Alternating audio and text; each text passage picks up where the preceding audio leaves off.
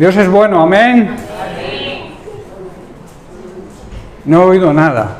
Dios es bueno. Nos ama. Hoy precisamente quiero hablar sobre el amor de Dios. Algo que muchas veces no llegamos a entender lo que significa. Porque se oye mucho, yo te amo, yo te quiero, yo te necesito. Hoy y mañana, como ha dicho antes Moisés, nos olvidamos. El amor de Dios es eterno. El amor de Dios no tiene ni principio ni fin. Es la esencia de Dios. Y por eso, aparte de darles la bienvenida a todos los que nos visitan, me han pasado una nota, que está una tal Joana, que creo que viene por primera o por segunda vez, Teresa, Carla, Gerardo, ser bienvenidos, y también a toda la iglesia, a todos los miembros de la congregación, y sobre todo también a aquellos que nos siguen a través de las redes sociales, un saludo muy afectuoso.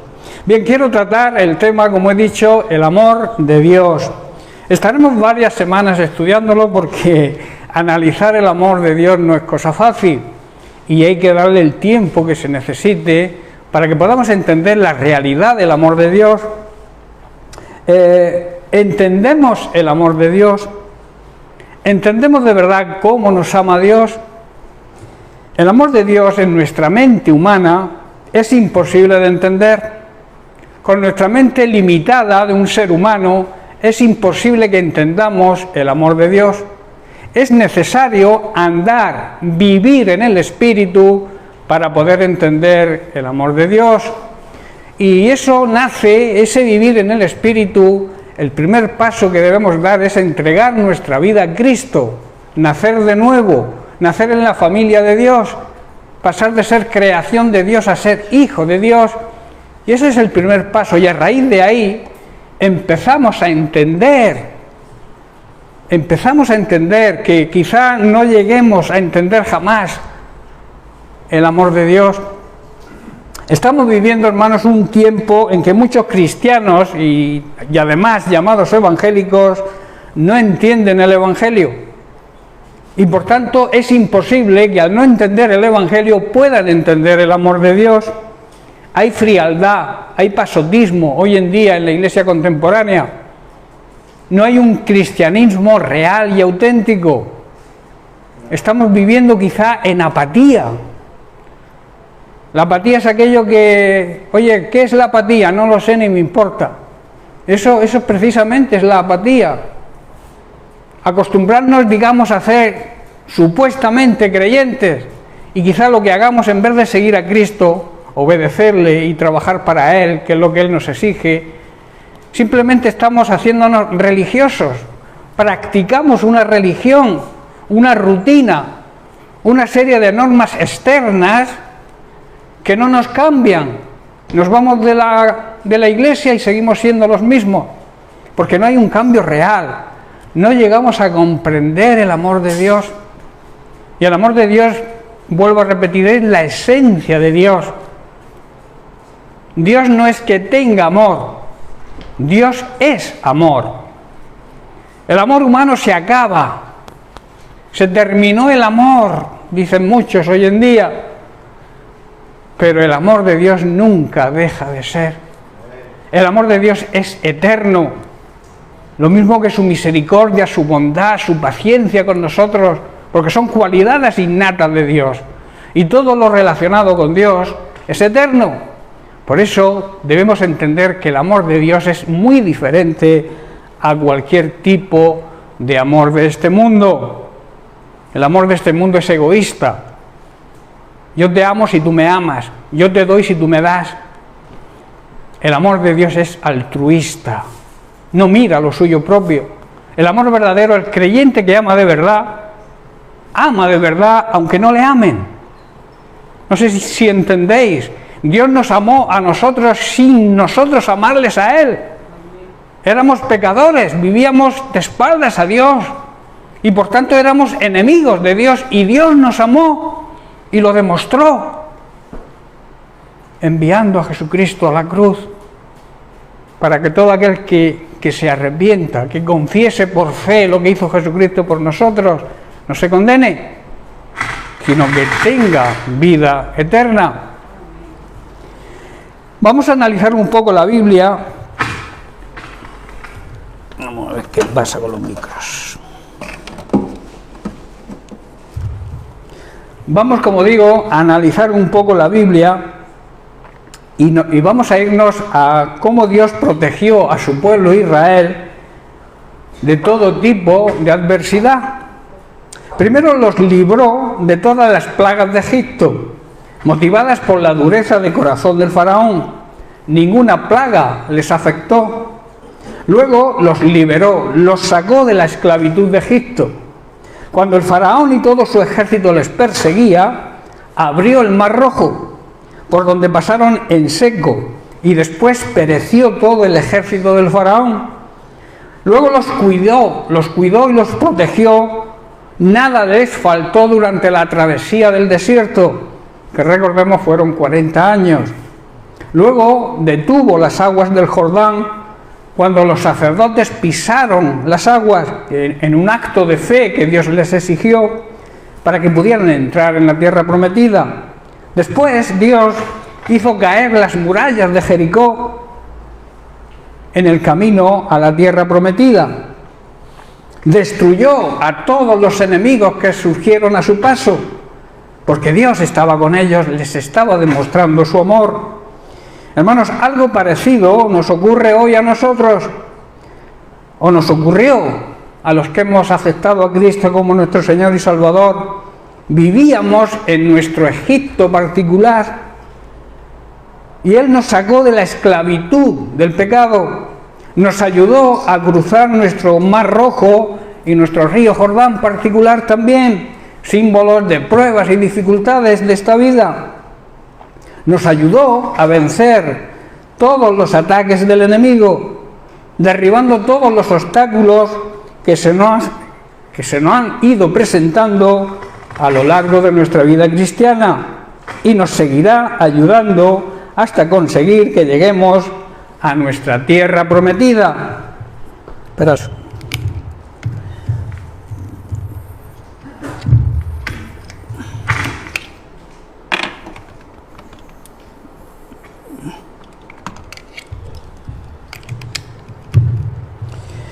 Bien, vamos a ver si se van los ruidos. Como he dicho, el desierto, los ataques de nuestro enemigo, los paró el Señor, nos defendió. Si nosotros hiciéramos memoria de las veces que el Señor nos ha ayudado, nos daríamos cuenta que nos ayudó a salvar obstáculos que impedían el avance de nuestra vida cristiana. Y nos seguirá, esa es la promesa de Dios, nos seguirá ayudando hasta conseguir que lleguemos a nuestra tierra prometida. ¿Cuál es nuestra tierra prometida? La vida eterna, que comenzamos a vivirla los creyentes, que creemos de verdad, comenzamos a vivirla aquí en esta tierra como un anticipo, y luego pasamos la eternidad en la presencia de Dios. ¿Cuál fue la respuesta del pueblo, de su pueblo? La vemos en Malaquías, capítulo 1, versículo 2. Dice así: yo os he amado, dice el Señor, y vosotros dijisteis, ¿en qué nos amaste? Yo siempre, les dice Dios, yo siempre os he amado. Sin embargo, ellos respondieron, ¿de veras? ¿Cómo nos has amado? Vemos con la insolencia y el descaro que le contestaron a Dios. Entonces el Señor le contesta: yo os he demostrado mi amor de la manera siguiente, y hace un recuento de la lista de todas las cosas que les hizo desde que salieron de Egipto y llegaron a la tierra prometida, como estuvo con ellos siempre. ¿Cuál fue su respuesta? Vuelvo a repetir, la respuesta de todo lo que Dios había hecho con ellos fue una respuesta de insolencia, de ingratitud y descaro. ¿De veras? ¿Cómo nos has ayudado? ¿Cuándo nos has ayudado? Recordemos que Malaquías fue el último de los profetas, unos 400 años antes de la venida de Cristo, y que Dios lo envió para recordarle a su pueblo su gran amor hacia ellos. Ante la respuesta llena, como he dicho, de insolencia, descaro e ingrata, la respuesta de Dios fue que guardó silencio durante 4 siglos. Durante 4 siglos, 400 años, no hubo revelación de la palabra de Dios para el pueblo. No les envió ningún profeta, porque entonces la revelación venía a través de los profetas. Y Dios estuvo 400 años sin enviarles la palabra de Dios. Muchas veces, hermanos, ocurre lo mismo con nosotros, y el Señor guarda silencio, no escuchamos su voz, debido también a nuestra insolencia, despreciando muchas veces su ayuda y sus consejos, no entendiendo, hermanos, el amor que Dios nos tiene. Pero el gran amor de Dios, imposible de entender, venció sobre el odio y el desprecio que recibió de su propio pueblo. Cuando llegó su tiempo, el tiempo de Dios, el kairos de Dios, el tiempo, en el tiempo perfecto, porque Él todo lo hace en su tiempo, y no cuando nosotros queramos, Dios dijo, ¿qué haremos? Y entonces, en acuerdo con el Hijo y con el Espíritu Santo, decidieron enviar al Hijo, tan amado por el Padre, a morir por toda la humanidad. Ahí empieza la demostración del amor de Dios, a morir por la humanidad que vivía totalmente de espaldas a Dios, que vivía en pecado, que eran enemigos de Dios, porque todo aquel que vive en pecado se convierte en enemigo de Dios. Y Él demuestra su amor en un consenso con la Sagrada Trinidad, el Espíritu Santo, el Padre y el Hijo, toman la decisión de enviar al Hijo para el rescate de la humanidad. En Lucas capítulo 20, versículo 13, Jesús lo expresa de la siguiente manera en una de sus parábolas. Dice así: entonces el señor de la viña dijo, ¿qué haré? Y dice, enviaré a mi hijo amado, quizás cuando le vean a él, le tendrán respeto. ¿Pero qué ocurrió? Que lo mataron. La parábola profética de la venida de Cristo. Y en Efesios capítulo 2, versículo 1 vemos el resultado. Pablo dice, y Él, Jesucristo, os dio vida. ¿Por qué dice que nos dio vida? Porque estábamos muertos. Quizá no muertos físicamente, muertos en espíritu, que significa condenados a la condenación eterna, condenados al infierno. Estábamos muertos en ese sentido, pero dice que Él os dio vida cuando estabais muertos en vuestros delitos y en vuestros pecados. Hermanos, el pecado, el delito, nos mata espiritualmente. Delito, ¿qué es delito? Delito es una culpa, es quebrantamiento de la ley, una acción o cosa reprobable, acción u omisión voluntaria o imprudente que está penada por la ley. Eso es un delito. ¿Pero qué es pecado? Según las Sagradas Escrituras, el concepto de pecado se manifiesta a través de toda la Biblia y constituye el antítesis, o sea, lo contrario, lo opuesto del amor redentor de Dios. Pecado es aquel poder misterioso que se opone por naturaleza a Dios y a su buena voluntad para con el ser humano, así como también es todo el conjunto de manifestaciones y consecuencias trágicas que trae el mismo.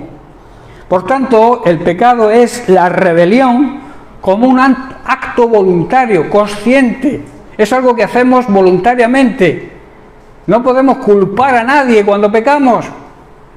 Muchas veces nos excusamos cuando pecamos. Es que la culpa la ha tenido fulanico. Es que yo he pecado porque mi esposa me ha incitado al pecado. Tú pecas voluntariamente y conscientemente. No podemos culpar a nadie. Lo mismo que cuando tengamos que entregar cuentas a Dios, no vamos a poder justificarnos por lo que otros nos han hecho. Nos va a pedir cuentas individualmente.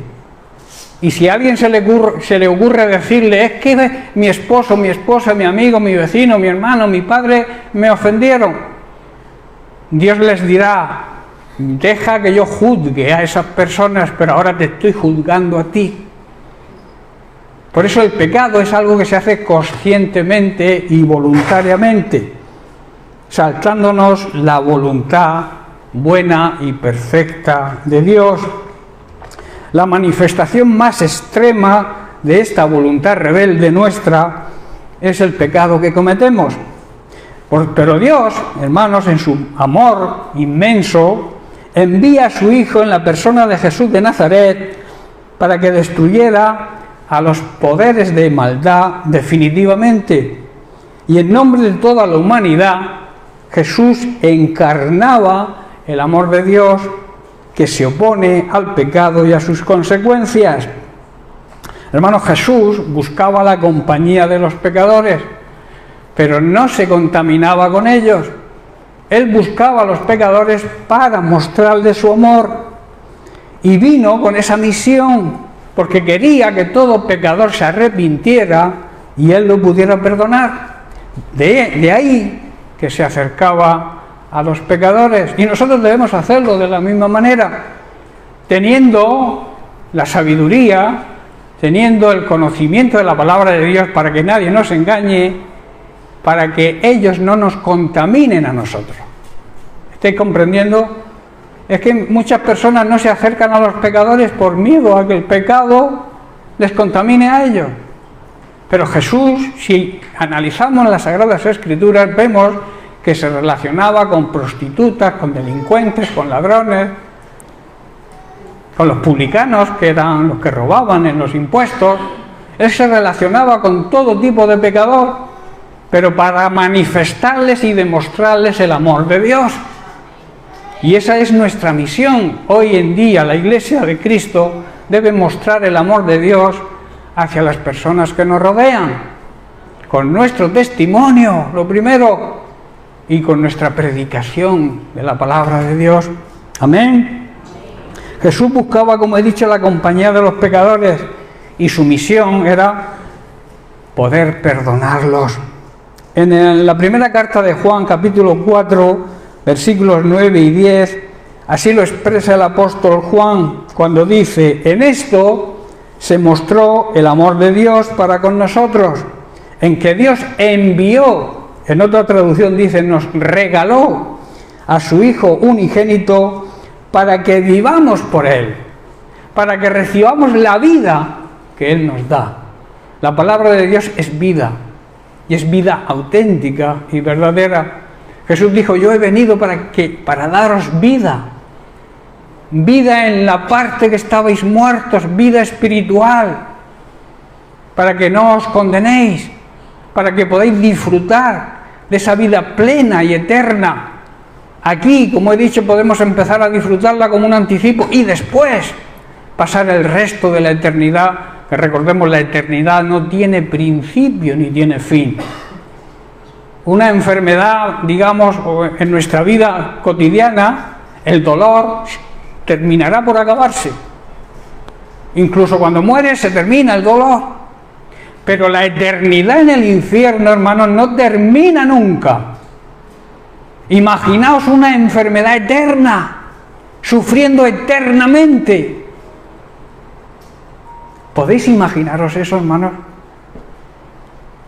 Pues eso es a lo que nos arriesgamos cuando no amamos a Dios como hay que amarle, no le respetamos y no le obedecemos y andamos en pecado, porque el pecado destruye las vidas.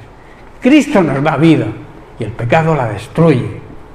¿Estáis comprendiendo la diferencia? De ahí la necesidad de aceptar esa vida que Cristo nos ofrece, esa vida que le costó a Él su propia vida. Él dedicó, aparte de dedicar toda su vida a ayudar al que lo necesitaba, a predicar el Evangelio, a llamar al arrepentimiento a todo pecador, también murió físicamente por los pecadores.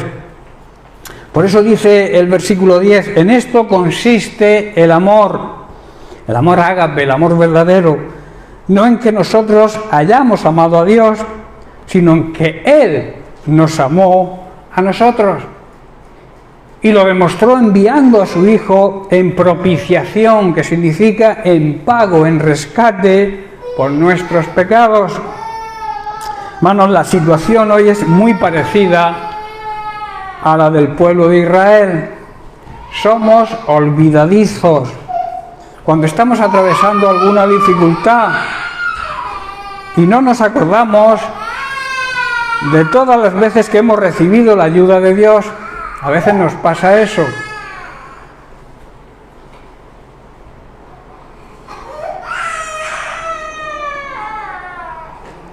A veces nos pasa eso, a nosotros, lo mismo que les ocurrió al pueblo de Israel, que nos olvidamos de las veces que Dios nos ha prestado su ayuda. No nos acordamos, hermanos, de la cantidad de problemas de los que nos ha sacado. Y hasta con la misma insolencia hoy y descaro le decimos a Dios: ¿cuándo hemos recibido tu ayuda? Hay cristianos que se enfadan con Dios, que arrinconan a Dios. ¿Cuándo me has ayudado? ¿Cuándo has hecho algo por mí? Llegando muchas veces a acusarle de lo que nos ocurre, cuando lo que nos ocurre es por nuestras malas decisiones. Toda decisión trae una consecuencia. Si la decisión es la correcta, la consecuencia será buena, pero si es incorrecta, tendremos una mala consecuencia. De ahí que debemos juzgarnos a nosotros, no juzgar a Dios. Que muchos creyentes, como digo, juzgan a Dios y le achacan los problemas que estamos atravesando. Dios no quiere que vivamos en problemas. Dios tiene la solución. Y somos a veces tan necios que nos enfadamos con aquel que nos puede ayudar, o con el único que nos puede ayudar. ¿Estáis comprendiendo, hermanos? Es una realidad, ¿verdad? A veces, como he dicho, no aceptamos, no entendemos el amor de Dios. El problema está precisamente en eso, que cuesta entender el amor de Dios, ese amor que Dios nos tiene, ese amor que no tiene comparación con ningún otro tipo de amor que pueda existir en este mundo. En Juan capítulo 3, versos 16 y 17, a esto se le llama el mini evangelio, la esencia del evangelio. Dice así: porque de tal manera amó Dios al mundo, o sea, a las personas que habitan este mundo, que ha dado, o sea, como he dicho antes, que ha regalado a su único Hijo, a su tiempo, al tiempo de Dios, en el tiempo perfecto, cuando Él decidió, para que todo aquel que en Él cree, creer en Él significa seguirle, servirle y amarle, tenga vida eterna, consiga llegar a la meta gloriosa de una eternidad en la presencia de Dios. Y luego dice el verso 17: porque no envió Dios a su Hijo al mundo para condenarlo. El mundo ya estaba condenado, el mundo estaba muerto espiritualmente, y entonces envió a Jesucristo a darle vida. Todo lo contrario de lo que muchos opinan, que aquellos que culpan a Dios de las cosas que pasan en esta humanidad. Dios no quiere que nada le ocurra al ser humano. Todo lo que ocurre de malo en la naturaleza y en la vida social y en la sociedad no es culpa de Dios, es culpa del egoísmo, la ambición, el ansia de poder y de riquezas, el orgullo, la soberbia del ser humano. Eso trae la maldición a esta tierra. ¿Estáis comprendiendo? Por eso Dios es tan bueno, es tan amoroso, que nos regaló a su Hijo. Nos dio la solución. Nosotros estábamos muertos, y los muertos no pueden solucionar nada. Pero Dios, en su infinito amor, en su infinita misericordia y bondad, decidió tomar la iniciativa y enviar a su Hijo a enseñarnos el camino de la salvación y a morir por nosotros. Tremendo, ¿verdad? Si lográramos entenderlo y reaccionar, porque, hermanos, el amor de Dios nos compromete. Mucha gente no quiere profundizar en este tema porque no quiere adquirir compromiso con Dios, pero cuando nosotros analizamos todo lo que Dios hace por nosotros, debemos entender que eso nos obliga a algo a nosotros. Responder con el mismo amor. Un mandamiento os doy, dijo Jesús, que os améis unos a otros. ¿De qué manera? ¿Cuál era la novedad? Como yo os he amado. En el Antiguo Testamento estaba esta orden, amaos unos a otros, pero no dice como yo os he amado, porque todavía Jesucristo no había sido muerto y crucificado y resucitado gloriosamente. Pero desde que Cristo vino, cambió. El amor de Dios lo demostró. Y esa novedad que Él añade, un mandamiento nuevo. La novedad es esa, que amemos unos a otros de la misma forma que Él nos amó a nosotros. Hermanos, esta es la demostración de ese amor de Dios tan difícil de entender por la mente humana. Y Pablo en Gálatas capítulo 5, vamos a leer algunos versículos de esta carta, versículo 16 dice: digo pues, andad, que significa vivid en el Espíritu, y no satisfagáis, o sea, no alimentéis los deseos de la carne, los malos deseos pecaminosos de nuestro instinto carnal. Porque el deseo de la carne es contra el Espíritu, y el del Espíritu va en contra de la carne, y estos se oponen entre sí para que no hagamos lo que queremos. Hermanos, los malos deseos están en contra de lo que Dios quiere que hagamos y de lo que Dios quiere hacer y lo que el Espíritu Santo quiere hacer por medio de nosotros. Y el Espíritu está en contra de los malos deseos pecaminosos de nuestra carnalidad. Por tanto, no podemos hacer lo que se nos antoje. Esto sería una anarquía y un desorden. Cuando las cosas no se hacen en el orden de Dios, es una anarquía y un desorden. Dios puso orden en la creación. Vamos a Génesis, las primeras palabras es que la tierra estaba desordenada y vacía. Yo pienso que hoy en día está lo mismo. Hay un desorden total. Hay un vacío total en el corazón humano que solo ambiciona posesiones, riquezas, poder. Yo creo que Dios tiene que poder poner de nuevo orden en la creación. ¿Pero cómo lo va a poner Dios orden en la creación? A través de ti y de mí, de su iglesia, que debe ser modelo, que no podemos contaminarnos con las cosas de este mundo, sino ser ejemplo, ser influencia para ellos, y no que se meta lo del mundo, se meta dentro de la iglesia, que desgraciadamente se está metiendo. Hay muchas tradiciones que vienen del paganismo, que se están aceptando en las iglesias evangélicas. La Iglesia Católica ya las tiene aceptadas de siempre, pero los evangélicos también estamos cayendo. Espero que aquí en esta congregación no, porque aquí se predica un evangelio, digamos, puro y verdadero, pero hay contaminación del mundo dentro de las iglesias evangélicas. Hay fiestas, hay tradiciones que hacemos que no están de acuerdo a la voluntad de Dios, porque vienen del paganismo. Hermanos, las cosas bien hechas tienen el respaldo de Dios. Las mismas cosas hechas en desorden no tienen el respaldo de Dios. No sé si me entendéis. Si yo hago una cosa por mi iniciativa, aunque la cosa sea buena, no respetando el orden de Dios, estoy creando caos y confusión. No sé si me hago entender.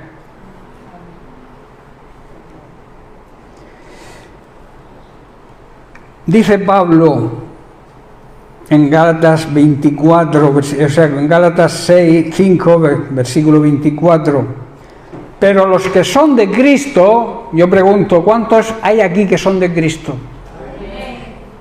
¿Todos somos de Cristo? ¿Todos hemos aceptado a Jesucristo como nuestro dueño?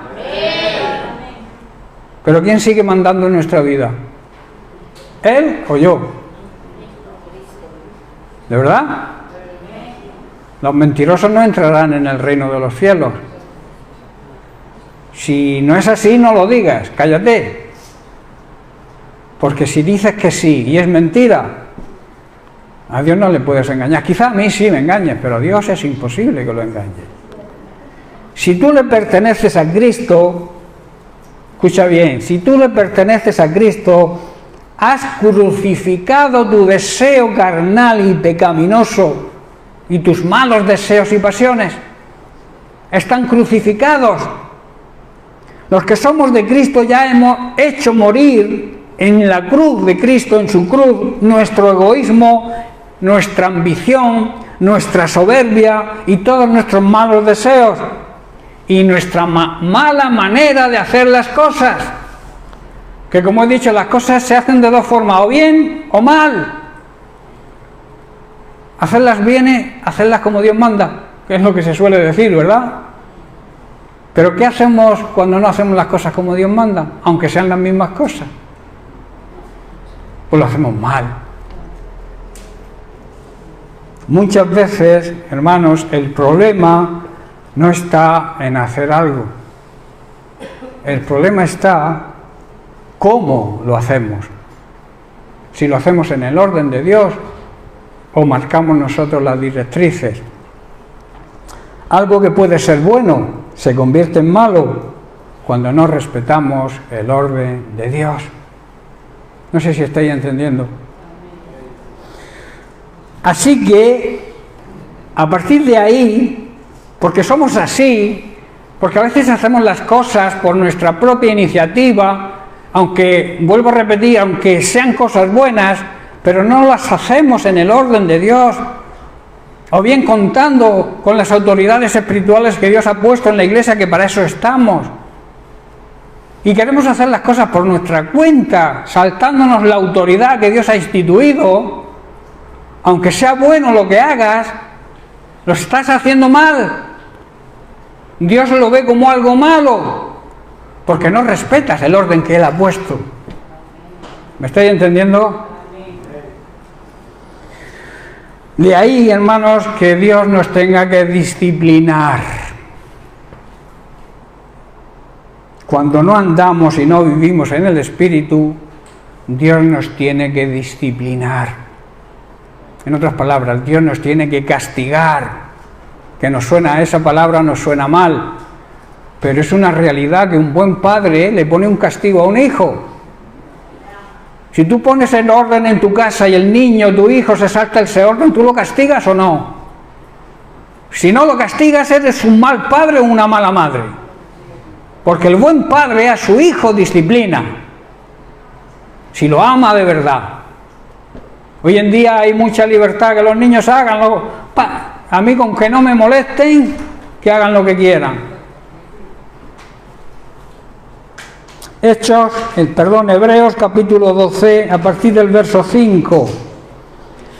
Dice así el escritor de Hebreos: y habéis ya olvidado la exhortación que como a hijos se os dirige, diciendo: hijo mío, no menosprecies, no tengas en poco la disciplina del Señor, ni desmayes, ni te desanimes cuando eres reprendido por Él, o por las autoridades que Dios ha puesto, en este caso.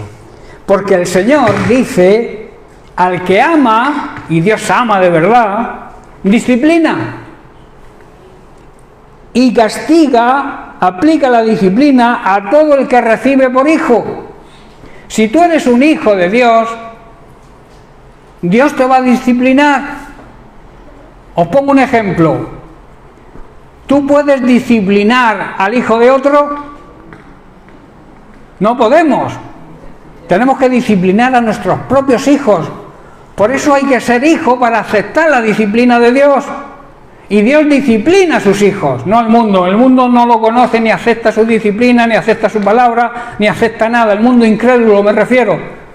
Esto está dirigido a la iglesia, a los hijos de Dios, que tienen que aceptar la disciplina, y a veces nos cuesta. Pero Dios, al que ama, disciplina. Sigue diciendo el versículo 7: si soportáis, en otras palabras, si aceptáis la disciplina, Dios os va a tratar como a hijos, porque ¿qué hijo es aquel a quien el Padre no disciplina? Pero si se os deja sin disciplina, de la cual todos hemos sido alguna vez participantes, ¿verdad? Porque nuestros padres nos han disciplinado y nos han castigado, cada uno a su manera, ¿no? Pero ellos han intentado castigarnos, ¿para qué? Para que en un futuro nos vaya bien. Pues lo mismo hace Dios, pero dice, si se os deja sin disciplina, de la cual todos habéis sido participantes, entonces sois bastardos. Bastardo es un hijo no legítimo y no hijos verdaderos. Por otra parte, dice el versículo 9, tuvimos a nuestros padres terrenales que nos disciplinaban y los venerábamos. ¿Por qué no obedeceremos mucho mejor al Padre de los Espíritus y tendremos vida, viviremos? Y aquellos, nuestros padres terrenales, ciertamente por pocos días nos disciplinaban, como a ellos les parecía, cada uno en su sabiduría. Pero Dios, para lo que nos es provechoso, Él nos disciplina porque quiere lo mejor para nosotros, para que participemos de su santidad. Hermanos, tremendo el poder participar de la santidad de Dios. Recordemos, Dios es 3 veces santo. Y santidad significa vivir apartado, separado, consagrado y dedicado a la obra de Dios. Y el verso 11 dice, en verdad que ninguna disciplina al presente parece una causa de gozo, parece una causa de tristeza, ¿verdad? Pero después da fruto apacible de justicia a los que en ellos han sido ejercitados. Hermanos, no debemos olvidar la exhortación. La exhortación es aconsejarnos que vamos por mal camino y reconducirnos al camino verdadero, al camino de los verdaderos hijos de Dios. Por eso Dios nos disciplina. Dios es un Dios de orden, quiere el orden. Y cuando fallamos en ese orden, Dios nos tiene que disciplinar para nuestro bien. Por eso no debemos tener en poco la disciplina de Dios. No tenemos que considerar o menospreciar cuando Dios nos disciplina y nos reprende. El Señor dice que al que ama, reprende y disciplina y exhorta. Y eso es una prueba de amor. Yo siempre suelo decir que la mayor prueba de amor que Dios tiene con nosotros, aparte de enviarnos la salvación, enviarnos a su Hijo, es disciplinarnos. Disciplinarnos es prueba de su amor. Un padre, vuelvo a repetir, que ama a un hijo, lo disciplina. Dios, que es el Padre de los padres, nos demuestra su amor cuando nos disciplina, nos corrige, nos exhorta. Amén. Debemos, por tanto, permanecer bajo la disciplina de Dios, pues Dios, cuando nos disciplina, nos está tratando como a sus hijos. Pero si no aceptamos la disciplina, que hay muchos que no la aceptan, llamados creyentes y cristianos, de la cual todos hemos sido participantes, entonces dice la palabra que hemos escuchado, que somos hijos no legítimos, somos bastardos. Nosotros, creo yo, nosotros, a los que estamos aquí, a la Iglesia de Jesucristo, hemos tenido a nuestros padres naturales, los cuales nos castigaban, ¿verdad? Mi padre me castigaba cuando hacía las cosas mal. Y yo en ese momento cogía una rabieta y cogía una contra él de miedo. Pero le respetábamos, ¿verdad? Y hay de aquel que no respete a sus padres. Es el primer mandamiento con promesa. Debemos respetar a nuestros padres terrenales. Y surge la pregunta, ¿no nos hemos de someter con mucha más razón a Dios al Dios y Padre Celestial para que vivamos la verdadera vida cristiana? Si nos sometíamos a nuestros padres carnales, a nuestros padres naturales, ¿cuánto más a nuestro Padre Celestial que nos ama con ese amor que nadie pueda entender?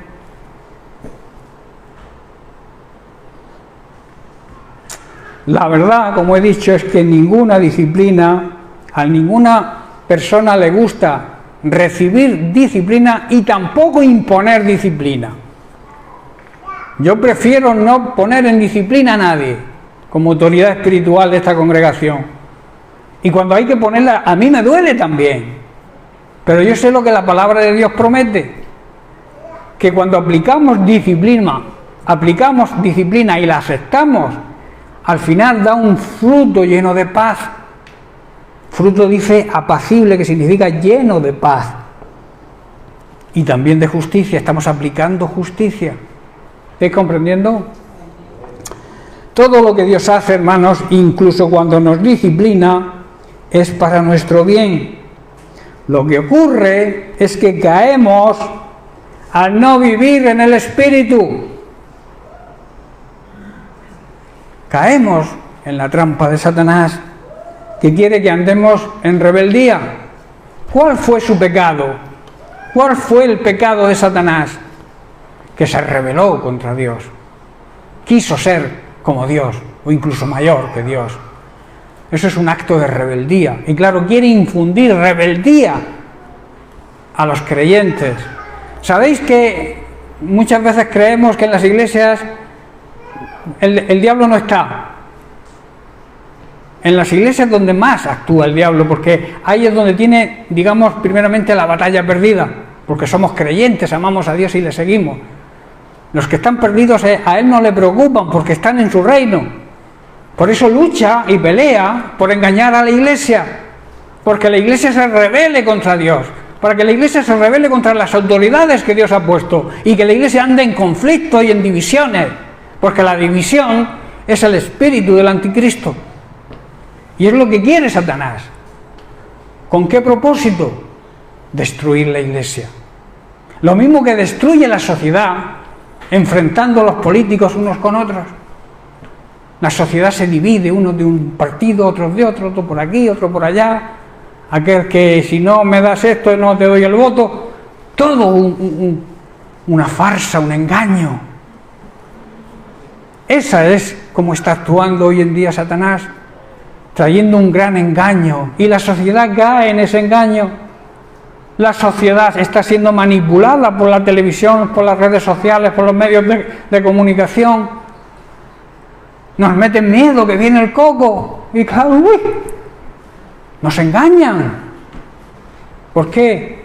Porque quieren manipularnos, quieren hacernos caer en el engaño y en la rebeldía, enfrentamientos unos con otros. Divide y ¿qué? Y vencerás. La unión hace la fuerza. La desunión, el conflicto, nos debilita, nos quita las fuerzas. Por eso, hermanos, busquemos la unidad. Pero no la unidad de estar juntos de cualquier manera, no, la unidad en el espíritu. Que lleguemos a pensar como iglesia todos de la misma manera. Tengamos la misma unidad que tiene Cristo con el Padre. Por eso Jesús en su oración sacerdotal así lo dijo: Señor, que ellos sean uno como tú y yo somos uno. No que sean uno de cualquier manera. Hoy en día el ecumenismo está trayendo confusión a la religión y a los cristianos. Todos los que nos llamamos cristianos tenemos que entrar en el mismo saco. Pues no, porque no todo el que se llama cristiano es cristiano verdadero. Y tenemos que estar muy atentos por el gran engaño que se está preparando, porque el Señor viene pronto y el enemigo lo sabe y quiere acelerar, quiere ganar el mayor número de adeptos para Él. Pero nosotros tenemos que levantarnos como pueblo de Jesucristo, como pueblo de Dios, luchar y pelear, primero por nuestra salvación y después por la salvación de las personas que nos rodean, que ese es nuestro trabajo. A veces queremos figurar en la iglesia, en la alabanza, o aquí o allá, o que yo quiero predicar, o yo quiero hacer esto, pero nos olvidamos de la gran misión de la iglesia, que es evangelizar, dar ejemplo, que es lo que significa evangelizar, predicar el evangelio. Yo preguntaría, no quiero respuestas, ¿cuánto tiempo hace que no le has hablado a alguien de Cristo? Que si tengo una guitarra mejor, o una batería mejor o peor y quiero otra nueva. Pero vamos a ver, ¿va a cambiar el instrumento o tu calidad? Busca el reino de Dios lo primero el avance del reino de Dios, que es ganarle almas al diablo. ¿Y cómo se ganan las almas al diablo? Estando aquí dentro. Aquí dentro, digamos que recibimos la palabra de Dios, recibimos la enseñanza necesaria para aplicarla en nuestra vida. Si no es así, estamos perdiendo el tiempo. Y estamos en tiempos muy difíciles y muy peligrosos. No podemos andar perdiendo el tiempo en tonterías, en presumir, en querer figurar, sino en predicar el Evangelio con nuestro ejemplo lo primero y con nuestra palabra después. Y viviendo en santidad, porque otra cosa importante que suelo decir, si no vives en santidad no prediques el Evangelio. Si no vives obedeciendo a la palabra de Dios, cállate la boca. Cuando seas ejemplo podrás predicar. Es lo mismo que educar a tus hijos. Tú no le puedes prohibir nada a tu hijo si tú haces lo que prohíbes. No sé si me entendéis. Si tú estás haciendo algo que tú quieres que tu hijo no haga, pero tú lo haces, ¿qué autoridad moral vas a tener? El hijo no va a hacer lo que tú digas, sino lo que tú hagas. Por eso debemos ser hijos de Dios y hacer lo que nuestro Padre Celestial hace. ¿Cuál es el mensaje de nuestro Padre Celestial? Que todos aquellos procedan al arrepentimiento y sean salvos, no se condenen. Porque Jesucristo no vino a condenar al mundo, vino a que el mundo fuera salvo por Él. Y por eso luchó, predicó el Evangelio, dio ejemplo, testificó y al final entregó hasta su propia vida en rescate de la humanidad. Había una sentencia condenatoria contra toda la humanidad.